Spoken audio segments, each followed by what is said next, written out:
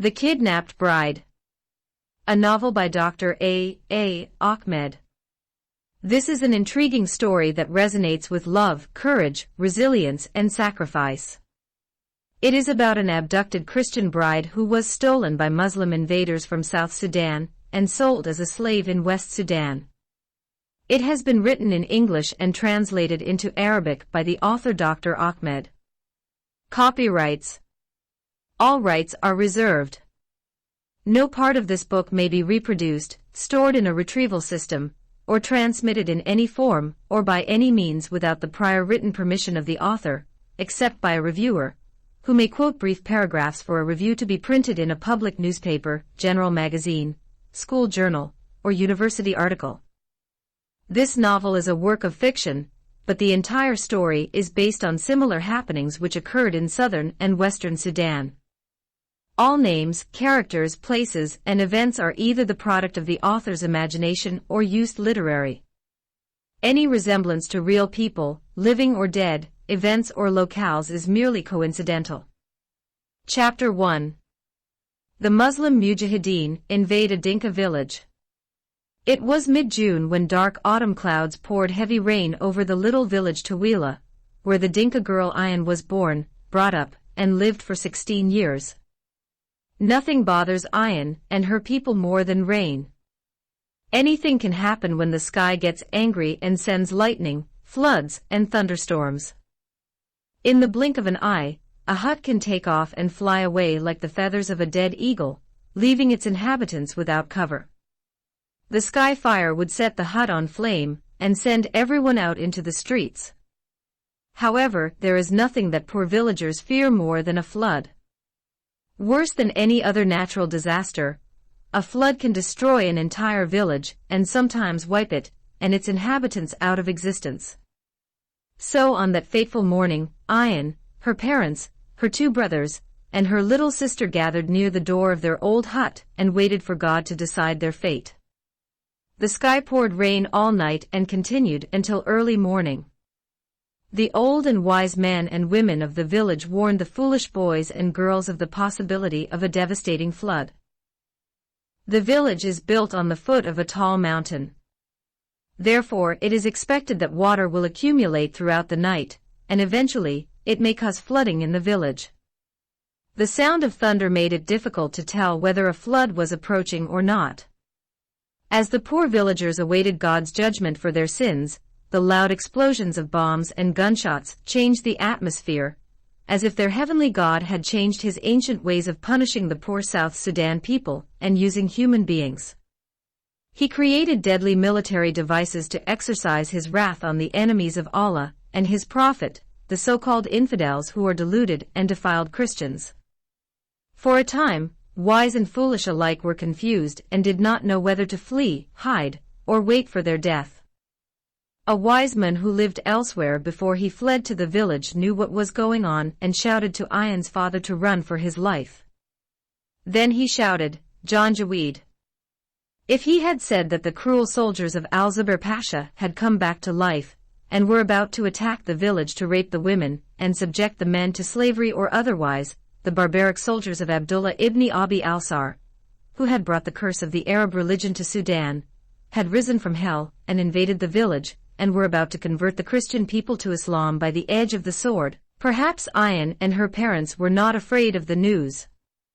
The Arab Janjaweed who were Muslim Mujahideen came that morning not only to abuse and kill Ayan and her Christian people but also to rape the village itself. Their dirty feet and deadly weapons set fire to every hut and destroyed everything the southern villagers owned. They ride horses and carry machine guns. They hid their faces with black turbans, making them look like devils on horses. The term Janjaweed has been mistranslated into English as warriors on horses.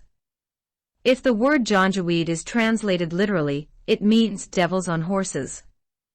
In Arabic language, Jan means devil and Jawad is a horse. The jinn on horses.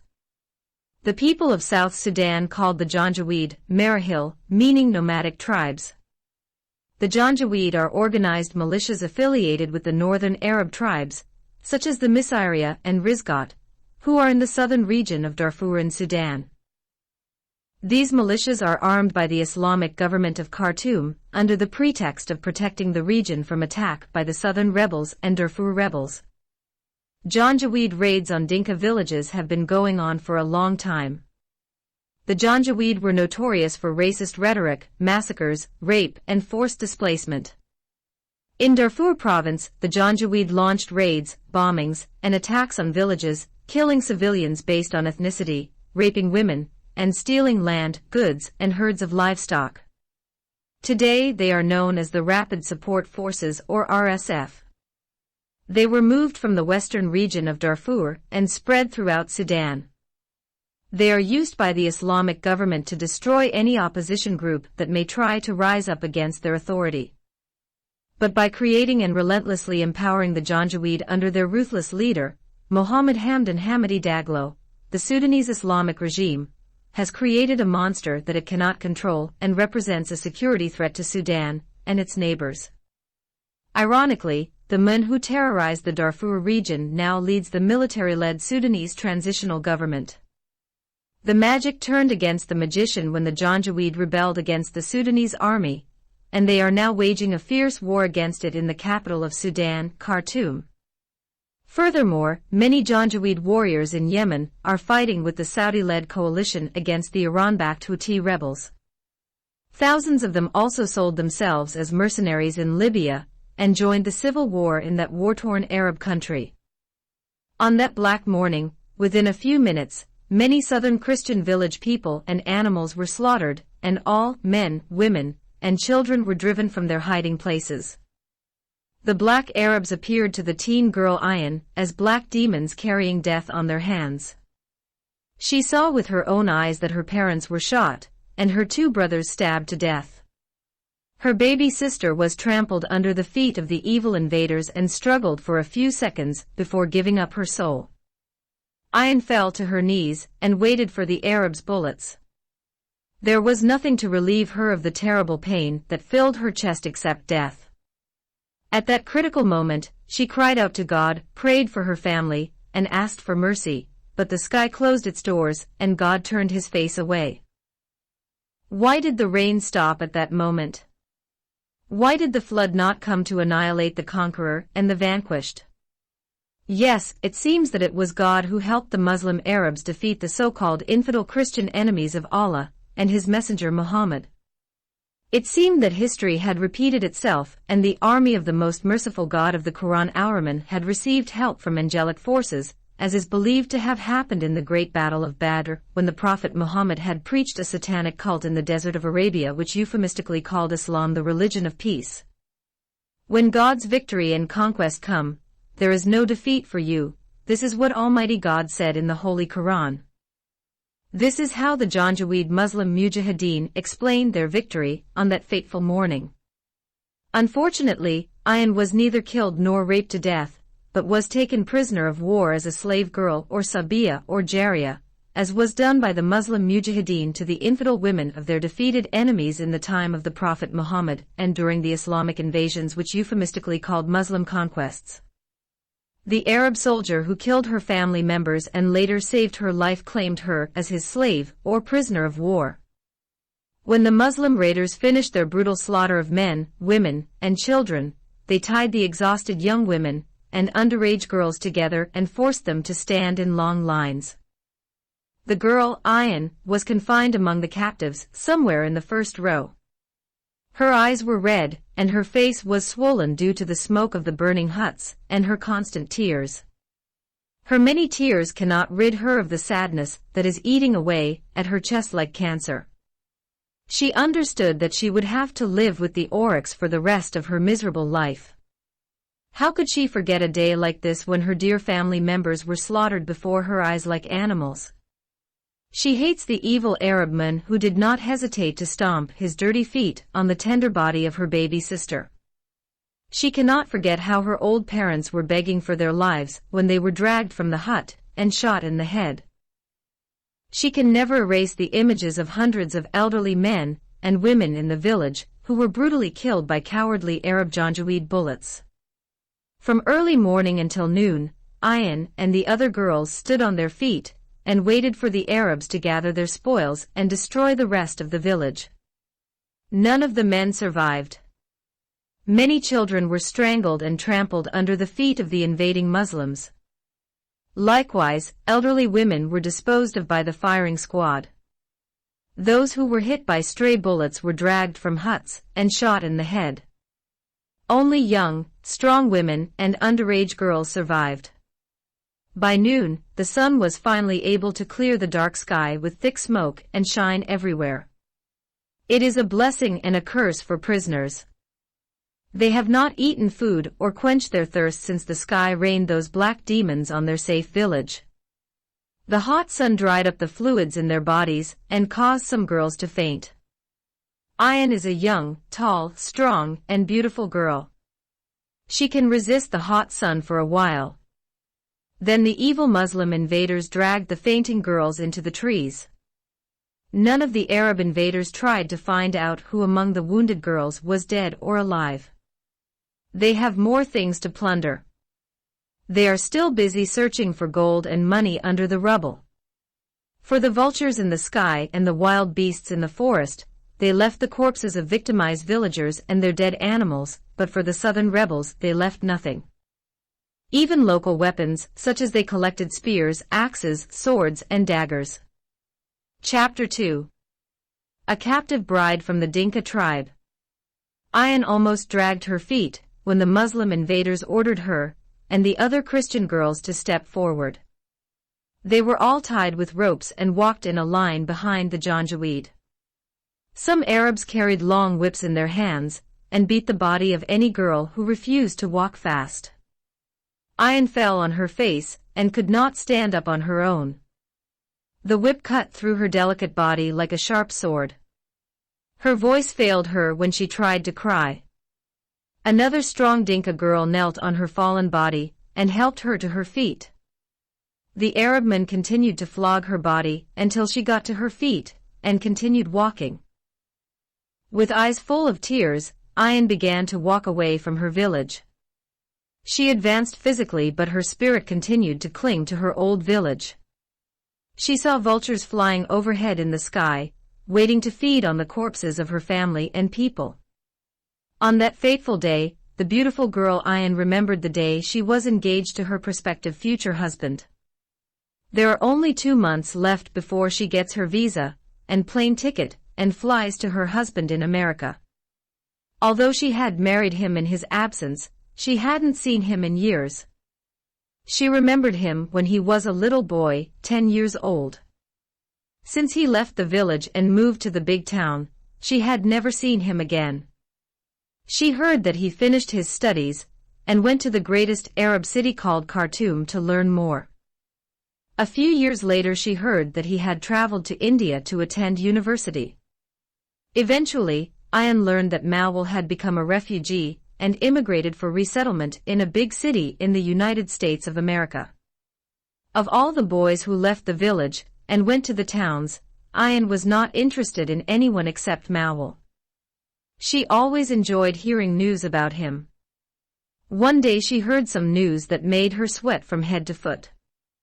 Mawal had sent a letter to his parents and asked for the hand of Mr. Majak's daughter, Ayan, in marriage. She liked the news but pretended to be upset by it. It was considered proper behavior in Sudan for a girl to act angry when she heard that someone was going to marry her. Ayan's parents then asked Mawal to send money equivalent to the price of 100 cows as dowry for their daughter's marriage. Each cow was priced at $100. So as soon as Mawal sent $10,000, the village elders met and solemnized Ayan's Christian marriage to him. It has been a year since Ayan got married to Mawal. For some time, the groom could not convince the immigration authorities in the United States of America that he had married a Sudanese girl without his presence. How can he marry a girl in his village when he has not visited his country for 7 years? For that reason, he was required to provide substantial evidence that he had been in contact with her either through written correspondence such as letters, emails, or telephone calls. For 6 months, the groom, Malwal, corresponded with his bride, Ayan, and thus collected enough evidence. Finally, U.S. immigration authorities were convinced that he loved the girl in question and married her in an arranged Christian marriage or traditional African wedding. Once Malwal obtained the visa, he wrote to his bride and told her the good news. Unfortunately, by then, he was bankrupt. He spent every dollar he earned on his bride and her family. So he asked his bride to wait at least a few months until he could earn or borrow $2,000 to buy her ticket to fly her from Sudan to America. In addition, Malwal is expected to hold a wedding party when his beautiful bride, Ayan, arrives in the United States and invites at least 500 Sudanese citizens residing in the same American city so that his community can recognize his arranged marriage. He had to feed all 500 guests, including their young children, and those who would just show up uninvited. Unexpected guests at such a happy celebration are always more numerous than those who are officially invited. Moreover, the Sudanese church pastor asked the groom Malwal to bring his bride Ayan upon her arrival at his church before the celebration party so that God would bless her. Because he will bless the newly wedded couple spiritually, the pastor expects them to bless him financially. So far, Malwal has borrowed money from many people and received a big loan from the bank. Therefore, he has to work 2 jobs to pay off his many debts. It has been a month since he sent the plane ticket to his beautiful bride, Ayan. He has booked her flight and therefore knows the exact day of her arrival in the United States. Chapter 3. A dangerous robber on the highway. In the meantime, the kidnapped Christian bride Ayan and the other captive Dinka girls continued to follow the Muslim Janjaweed invaders to their hometown in western Sudan. Some girls couldn't stand on their feet for a week's walk. Those whom the Arabs judged to be weak and dying were left behind in the jungle for wild beasts and vultures to feed on their carcasses while they were alive before they died completely. The most painful and humiliating experience in life is being a slave. Slavery has been abolished, thanks to God, in all parts of the world except in some Muslim countries such as Sudan, Iraq, Syria, Libya, Mauritania, Saudi Arabia, Yemen, and Somalia. In Islam, God seemed very persistent and stubborn, because he swore to himself and would not repent that as long as he lived, a man has the right to marry 4 wives at the same time and sleep with his captives, slave girls, or prisoners of war without marrying them. How could he change his mind when he promised 72 eternal virgins in paradise to his followers who are ready to blow themselves up for the cause of jihad for the sake of Allah? Ayan had never traveled such a long distance in her entire life. She walked with the other girls for 3 days, eating almost no food, and drinking only the little water their captors allowed. They were deliberately starved to prevent them from escaping. They walked most of the day and rested at night. At night, the kidnappers lit a fire to keep away the wild beasts. Dangerous creatures like snakes and scorpions were as common in the forest as flies. Some girls were bitten by poisonous serpents at night, and in the morning were discovered dead or dying. Their captors left them to the vultures and beasts to finish the job. On the 4th day, Ayan and her kidnapped friends faced a more fundamental problem than they had experienced so far. Based on an ancient Sudanese war custom, captive girls were supposed to be given 3 days to mourn their dead relatives before their masters slept with them. Being ignorant of such a warlike custom, Ayan and her friends believed that their masters followed rare Islamic morals and would not touch them unless they married them. On the 4th day, while the hyena was patiently waiting for its prey to sleep, the Arabs waited 3 days before proceeding to rape their captive girls. Some tribes in Sudan have changed moral laws by making evil good and wrong right. For example, there is a tribe where a man is not allowed to marry a woman unless he breaks into someone's house or shop and steals from him. Another tribe only married its daughter to a man who kills another man, and whose victim's blood appears on his spear or sword. Although these customs are illegal in Sudan, they are still followed. But these customs were nothing compared to the behaviors of a group of people who took pride in stealing and killing, and whose actions were honored in Sudan as heroic. Some of their men were highly praised, and so thousands of poems and songs were written to honor their so-called acts of bravery. These heroes have been mentioned in great novels, and sometimes their stories have been reenacted on radio, television, and in theaters. These honorable men are known as Hambata. The term Hambata has no equivalent in the English language and is most strongly associated with armed robbers and highwaymen such as Robin Hood and his gang. Two prominent heroes in the history of Sudan were known as Wad Dawya and Asha al-Baytait. Many novels and poems have been written describing the brave deeds of Wad Dawya. What did Wad Dawya do to deserve such an honor? He and his gang used to act like Robin Hood and attack caravans and shepherds in the wilderness and steal their livestock and money. If this is what the great Hambati did, what was honorable and praiseworthy of his actions? Isn't this what the Janjaweed invaders did to the Dinka girl Ayan and her family and people? But if you ask this question to anyone in Sudan, they will tell you that Wad Dawya was a brave man because he used to carry out his actions in a heroic way. He is a heroic thief, and this is a contradictory term because a thief is a criminal, not a hero. Despite this, al-Hambati Wad Dawya is considered in Sudan a heroic and brave man. Like the Muslim invaders, they are considered brave heroes despite their killing of infidel men, stealing their property, raping their women, occupying their lands, and enslaving their children and free women. This means that Islam makes evil good and wrong right. This is an oxymoron statement and difficult to explain in words, but can be best demonstrated in action. Before going into that, we should check who the famous Hambati was at the time our story took place. The famous Sudanese hero, Wad Mahira bint Aboud, was the Hambati in Darfur province when the Muslim invaders stole the bride, Ayan, and her Dinka companions from their village in South Sudan.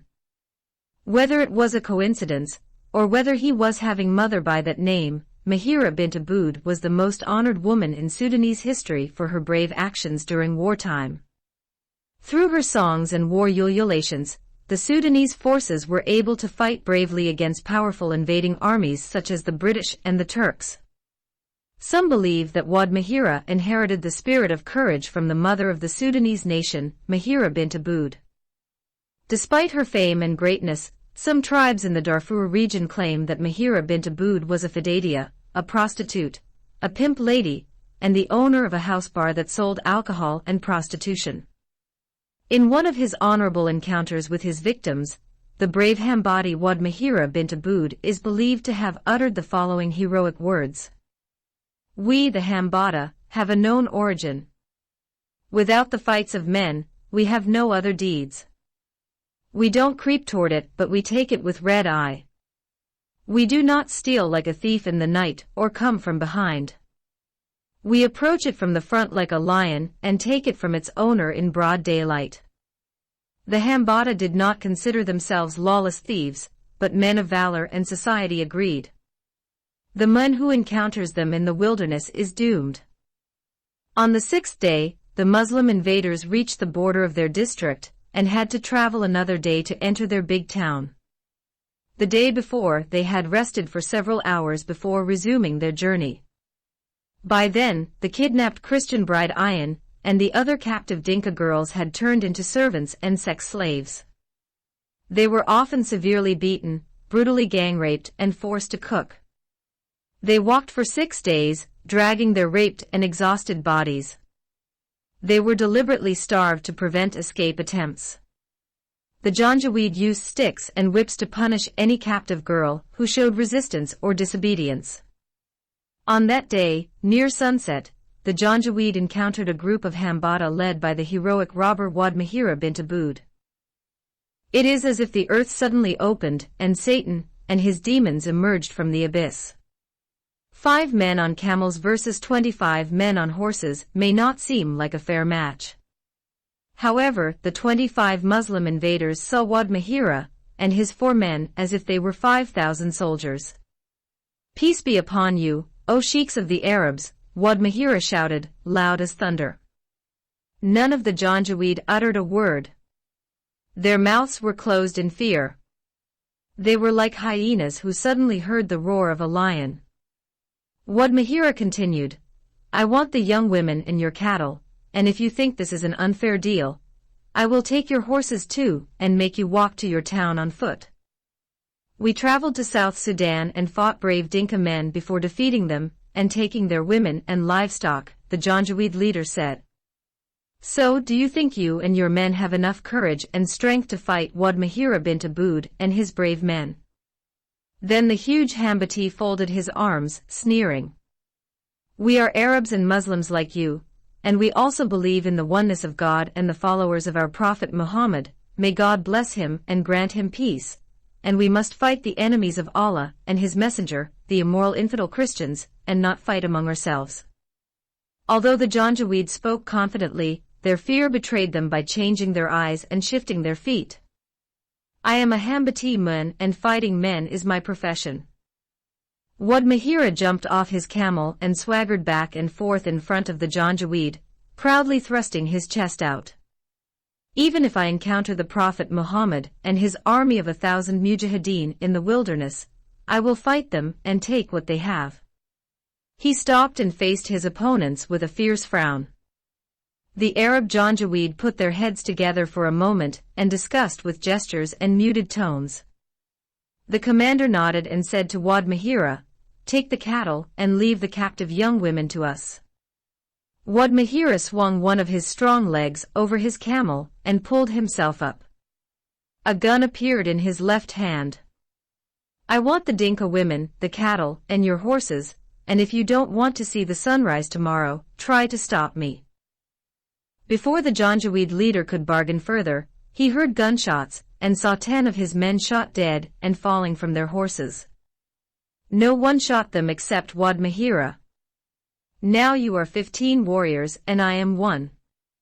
Get off your horses and let us perform a heroic show in front of the girls of the Dinka tribe. The 15 Janjaweed were forced to get off their horses and drop their weapons. Then they waited for Wad Mahira as a god to decide their fate. Unarmed himself, the huge Hambati man jumped off his camel. Come all of you and wrestle with me. If you can knock me down, I will let you go and take nothing from you. I am Wad Mahira bint Aboud, and I gave you my words in front of my men and these beautiful Dinka girls. Then the Janjaweed leader sent 3 of his men to fight the huge Hambati man, who stood like a mountain in front of them.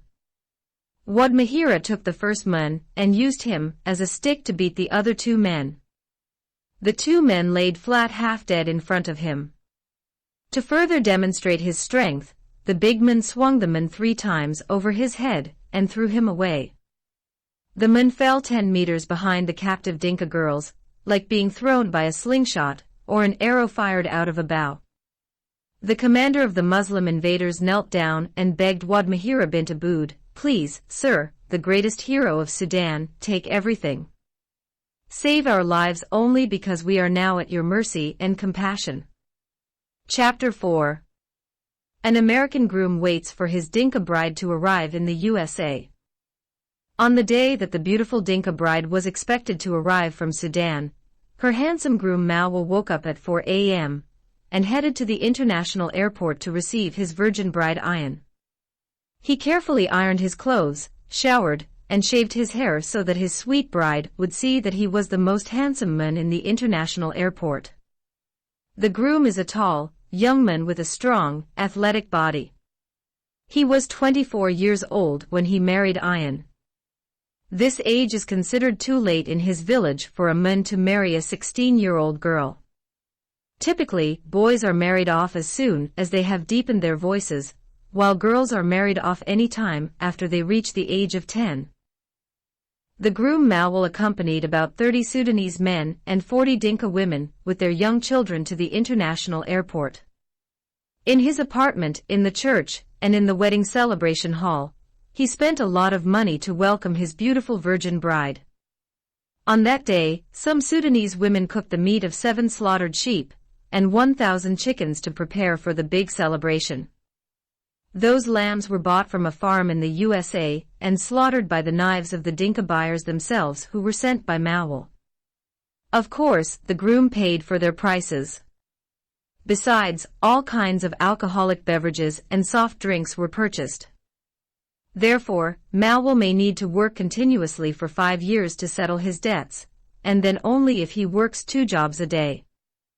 The British plane landed as scheduled at 7 in the morning. As passengers began to file into the arrivals hall, Malwell's eyes were like a camera zooming in and focused.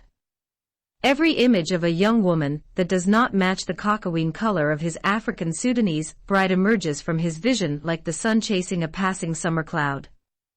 Even after every passenger disappeared, Malwell and the 70 Sudanese guests continued to search for the miraculous apparition of the beautiful Dinka bride. They stood and waited for a long time before they accepted the bitter truth that their sweet virgin bride did not come from their beloved homeland.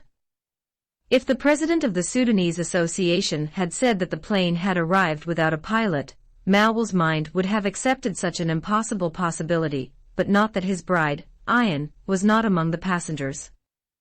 Maybe because Ayan cannot read English, she went to the departure hall instead of the arrival hall, another Sudanese man said. The man said these words to the groom's relief after hearing the president of the South Sudanese Association speak his mind frankly.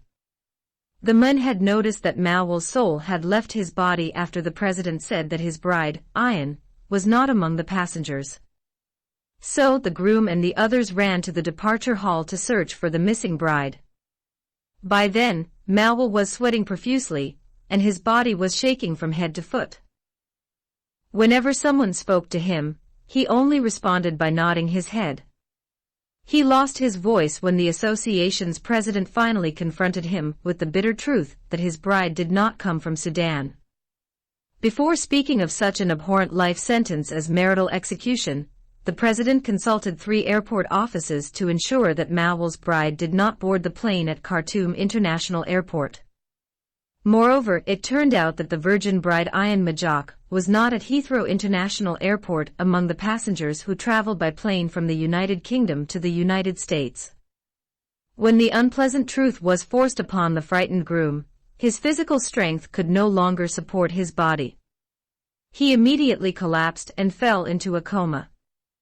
He was taken by ambulance to the hospital. The Sudanese who came to receive the bride followed the ambulance to the hospital. As soon as their engines started and they pulled up behind the ambulance, their cell phones began spreading sad news throughout the city. On that fateful day, the sad news traveled faster than cars. Every Sudanese man or woman who received the news passed it on to 3 or 4 other people. In less than an hour, more than 400 cars arrived at the General Hospital. The hospital staff was disturbed by the huge gathering of the Sudanese community, and many doctors and nurses became concerned about the health of the patient, who lost consciousness and collapsed from the horror of the great psychological and emotional shock. Due to a lack of proper communication and misunderstandings due to the language barrier, the hospital staff believed that someone had killed the patient's bride on the same day as their wedding. This false report was thrown at visitors by hospital staff, and by lunchtime, 70% of Sudanese people believed it and passed it on to their friends and relatives. Meanwhile, the Dinka groom, Malwell Deng, remained in a deep coma for a week before his brain started working properly again. Chapter 5. A beautiful girl appears in the house of the Imam of the Grand Mosque. In Africa, 99% of a woman's beauty is measured by the attractiveness of her sexy body. The beauty of her face, the length of her hair, and the color of her skin are not matters of immense importance. Therefore, an African man looks at a woman's side to decide whether she is beautiful or not. Breasts and buttocks are particularly important parts of the body. The bigger the girl's buttocks, the more fire will be lit in the man's heart. However, large buttocks without noticeably big, high-rise breasts are not important to some tribes. In Sudan, some tribes like the Bagra love high breasts more than large buttocks, and hence most of their poems and songs were written in honor of women's boobs. Therefore, one of the cities of Bagra was named Al-Nahid, meaning the woman's breasts. One of their singers sang a song about the girl who came to the well to draw water. What I encountered was her large breasts. So how can I not love her? Yet another famous singer sang another beautiful song that said, "The girl with the stabbing breast, which began to pierce, made me mad and also made all the single young men in the city crazy after her." In the city of El Fasher in the Darfur region, in the house of blessed Maulana, the imam of the largest mosque, a beautiful girl was seen one day. The girl has the most sexually attractive body the youth of this city has ever seen. Her beauty is unique, not because of her beautiful eyes, curly afro hairstyle, cacao color, big ass, or average height, but because of her breasts. Her breasts are not like other girls' boobs, they are not too big, not too small, or too flat. They vibrate when she walks, move up and down when she talks, and advance and retreat when she breathes. There is a sweet song that says, "And the tits are shaking, and that's what makes us crazy." Every boy goes crazy after her. Winning her heart has become fierce competition in the city. Tribe, wealth, and religion played important roles. The competition soon narrowed down to 3 distinct families. 3 young men from 3 famous tribes, the Hamar, the Misriya, and the Rizgat, competed among themselves to win the heart of that beautiful and sexy girl. At first, people thought that the girl loved the 3 boys because each one of them claimed to have won her heart. Competition and rumors of winning the girl's love do not matter. What does it matter what Maulana Sheikh Abdul Razak decides? Everyone thought that he was her guardian, and therefore he would be the one who would choose her life partner among the 3 families. Here religion, politics, and ethnicity play particularly important roles.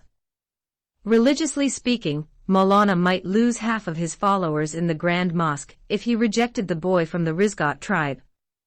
Politically, the boy's father, from the Misriya tribe, had recently won the elections and became a member of parliament in Khartoum city, and a legislative representative for the city of El Fasher. Ethnically, the Hamar people are the purest Arab tribe in the western region of Sudan. The Honorable Imam, Maulana Abdul Razak, is known for his righteousness in all aspects, except that he suffers from an ethnic problem. Accordingly, people believe that their religious leader was in an inconvenient situation. So he must seek divine guidance to make the right choice. As a man who claimed to fear no creature except his creator, Maulana would likely make a racist choice. No one knows how that beautiful girl landed in the house of the Honorable Imam. One day she appeared inside his house, and some visitors saw her.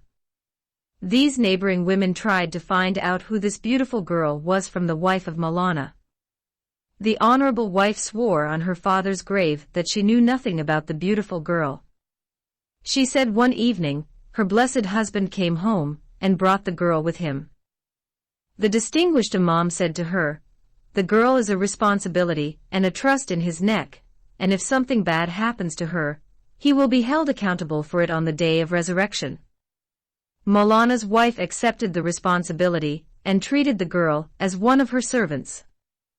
This wife is 55 years old and has 3 daughters who are married and have sons and daughters, and some of their daughters are married and have children as well. Another mystery about this strange girl is that she is not a young Muslim woman and does not pray 5 times a day. It is obvious to anyone that the beautiful girl is from South Sudan and from the Dinka tribe. How did the Imam of the mosque agree to keep an infidel Christian girl in his holy residence? Maulana himself answered this question when asked by a group of believers. Our honorable Prophet Muhammad, may God bless him and grant him peace, had a Christian slave named Maria the Copt. These religious issues were settled as soon as the girl was seen in Maulana's house. What is important to the people now is which boy among the 3 tribes will the blessed Imam choose as a suitable husband for the beautiful Christian girl who lives in his holy abode. Chapter 6. She is a trust amana hanging around my neck. The Honorable Sharif, the good Hassan, and the honest Al-Sadiq are the likely candidates for one of them to be the husband of the beautiful Christian girl who lives in Maulana's house, whose name is Ikhlas. Her name means the faithful and loyal girl. Of the three boys, only everyone considers Sharif's parents to be pure Arabs with no trace of African Negro roots on them. All the Hamar tribes consider themselves Arabs who have not mixed with Sudanese Africans. Regarding their religion, they believe they were Muslims before the Prophet Muhammad started preaching Islam in Arabia. They are known as the Ashraf, i.e., the nobles, and every family in Sudan and other Arab countries that bears the name of that noble family, the Sharif, has its members claiming to be descendants of the house of the Islamic prophet Muhammad. In terms of courage, most of the Hambata highway robbers came from that tribe. Being from such a noble family, Sharif's parents initially refused to accept an African Dinka girl to marry their Arab son, thus tainting their purebred Arabic blood.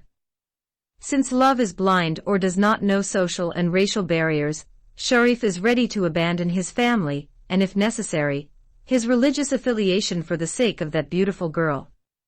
He told his parents that he was sick and tired of seeing the girl walking down the street every day with her spear-like breasts, and that he stood like a woman looking at her.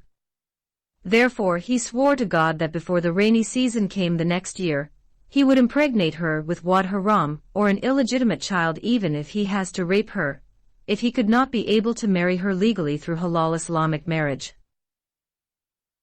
This threat forced the parents to agree to a halal marriage according to the Holy Book of Allah and the Sunnah of his messenger Muhammad. However, Sharif's parents agreed to their son's request on one condition. Their son must cover his plate first before covering another family's plate. Most Arab tribes in Sudan believe that a boy has a divine obligation to marry one of his relatives before he can marry a foreign girl as a second Muslim wife. This custom was likely borrowed from the example of the Prophet Muhammad and his cousin Zainab bint Jahash. Initially, Zainab married Zaid, the Prophet's adopted son. The Prophet's biography tells us that one day the Messenger of Allah, may God bless him and grant him peace, went to visit his son. When he arrived home, his son was not there but his daughter-in-law was. Zainab was alone in her house or tent. She was white, beautiful and fit, with a sexy body. A wind blew and the tent door opened. The Messenger of Allah saw Zainab Mutahazra, which means she was a half-naked woman, and his heart changed. He became sexually aroused, and his dick stood inside his jilbab like the canon of Ramadan. It is most likely that Zainab had large buttocks because of the hadith in which it was stated that the Prophet, may God bless him and grant him peace, said, "May God bless a hairy man and a woman with cupped buttocks, that is, one with large buttocks." Then a sign from heaven descended upon the Prophet, forcing his son, Zaid, to divorce his beautiful and sexy wife, Zainab, and commanded the Prophet to marry her and have sex with her in a lawful manner.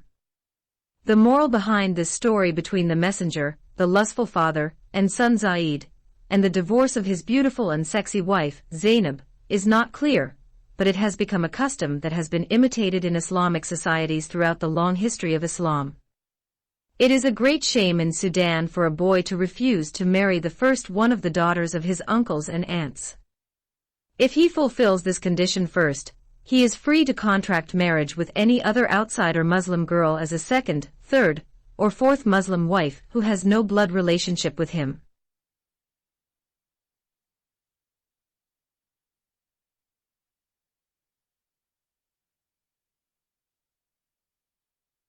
Accordingly, Sharif agreed to marry one of his cousins first before marrying the infidel Christian Dinka girl, because Islam permits marriage to a biblical woman, whether Jewish or Christian, without forcing her to abandon her religion or compelling her to convert to Islam by force. Although he agreed to fulfill his commitment, Sharif asked his parents to keep the matter strictly confidential. All of these things happened in secret and behind closed doors.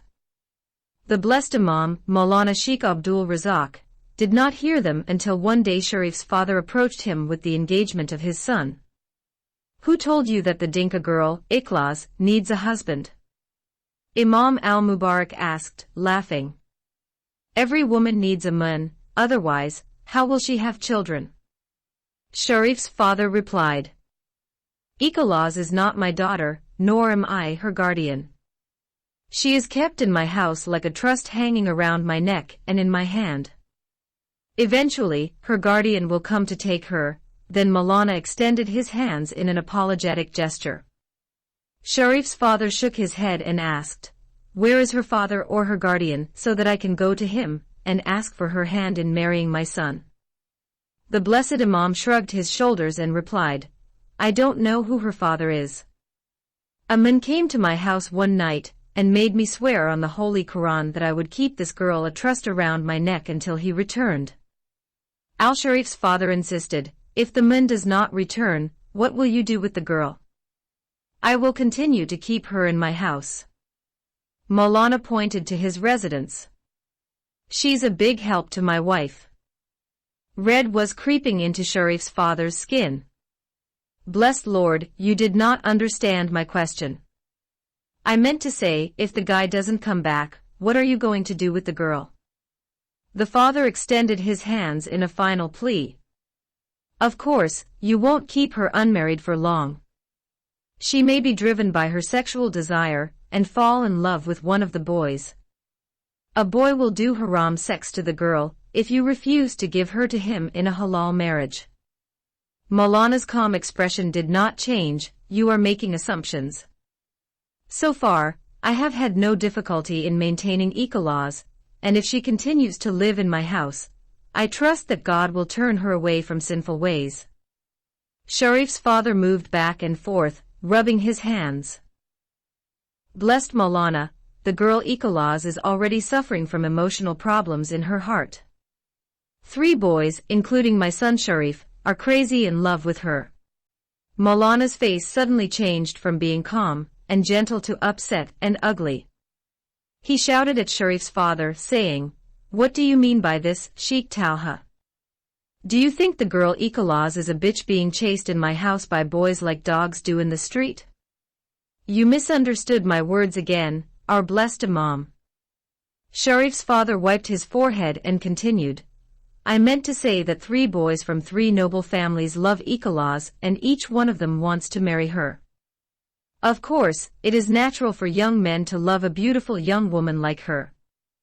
The Imam rolled his eyes and spoke angrily, "There are hundreds of beautiful, unmarried girls in the city. Why do boys only care for Eqa?" Sharif's father was silent and thought for a moment before answering, "Because Eqa is a very beautiful girl." The Imam shook his head and extended a dismissive hand. "Brother Talha, I rejected your son's engagement for Eqa, and do not ask me again about her hand in marrying your son Sharif."